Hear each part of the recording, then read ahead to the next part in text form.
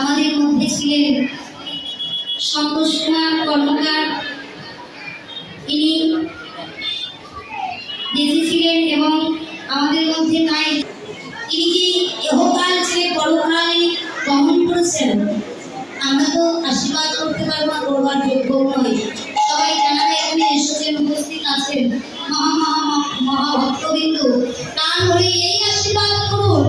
কেহ জগৎ ছেড়ে পরজগতে গেছেন ভক্ত মানুষ, তিনি যেন পবিত্র চরণে আশ্রয় পায় আর সশরীরে সর্বধামে গমন করে সেখান থেকে আশীর্বাদ করে। এই যে অনুষ্ঠান, মহাতি অনুষ্ঠান, এই অনুষ্ঠান যত বড় হচ্ছে আরো বড় হয়ে প্রফুল্লিত হয়ে উদ্ভাসিত হয়। জয় জয় নাই তোর হরি বল, হরি বল, হরি বল।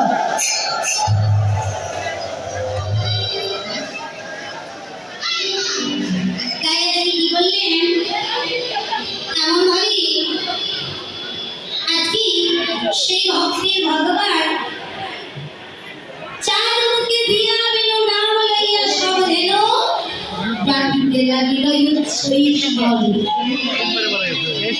চার মুখে গোবিন্দ ওই মেঘকে ডাকলেন, দেখি উচ্চই স্বরে পিয়ালি অমলি ওলি তোরা নাম কত তুমি আর বিলম্ব করিস না, তাড়াতাড়ি আয়।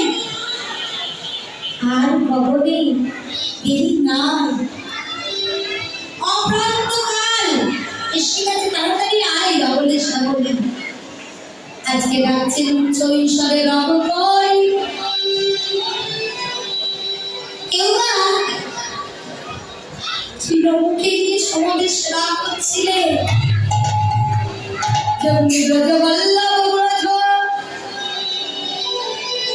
শ্রী গোবিন্দয়ান ওই মুরলীর ধ্বনি স্বরে উচ্চ ঈশ্বরে রব করে স্মরণ করলেন।